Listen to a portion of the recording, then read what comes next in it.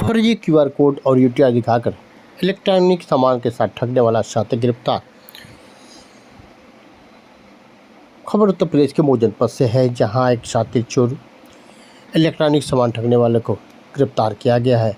शातिर अपराधी अंतर जनपदीय चिलकार के दसा जनपद का रहने वाला है। वही पकड़े गए अपराधी के पास है 16 इलेक्ट्रॉनिक सामान बरामद हुए हैं, जिसमें शमरकुल सिम्फनी कंपनी के कूलर, फ्रिज, आटा चक्की, गैस सिलेंडर, फिनावल, ट्रॉली बैग, रुल्लू pump, drill machine, mixer grinder सहित तमाम उपकरण बरामद हुए हैं। इलेक्ट्रॉनिक की दुकान है, उनके द्वारा आकर के ये सूचना दी गई कि उनकी दुकान पर एक व्यक्ति आया हुआ था और उसने उनके दुकान से एक सामान खरीदा है। उसके बाद उसने क्यूआर के माध्यम से पेमेंट किया। उसने ये दिखाया कि पेमेंट हो चुका है, लेकिन वास्तविक रूप में पेमेंट नहीं हुआ था, बल्कि उनके साथ फ्रॉड हुआ था।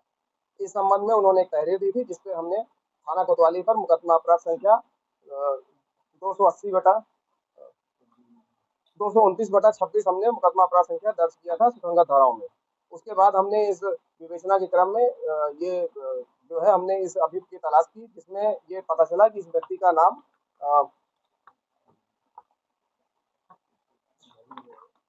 धर्मेंद्र यादव पुत्र राजमंगल यादव है, जो हरिहरपुर चिलकहर मुड़ेरा थाना रसवा जनपद बलिया का रहने वाला है।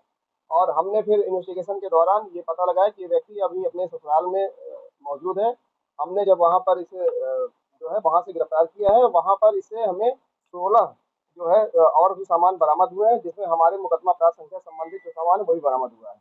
इसमें एक खास बात यह है कि इसमें मधुबन में भी ऐसे ही घटना कारित की थी दुकान से, तो वहां पर भी थाना मधुबन पर भी 280/26 मुकदमा अपराध संख्या लिखा गया है। इससे पूछताछ में बताया कि अक्सर ये दुकानों पर जाकर के दुकान के सामान खरीदने पश्चात क्यूआर कोड को स्कैन करके पैसा पेमेंट करता था, लेकिन वास्तविक रूप से पेमेंट नहीं होता और वो सामान लेकर के अपने पास रख लेता था, एकत्र करता था उसको, और दूसरों जो लोग हैं उनको बेचने का प्रयास करता था। इस कड़ी में हमने एक बड़ी सफलता प्राप्त की है और इसे गिरफ्तार कर लिया गया है। न्यायिक अभिरक्षा में हम इसे जेल भेज रहे हैं। बताया जा रहा है कि कई जनपदों में इस मुकदमे दर्ज है और ये अंतर जनपदी है।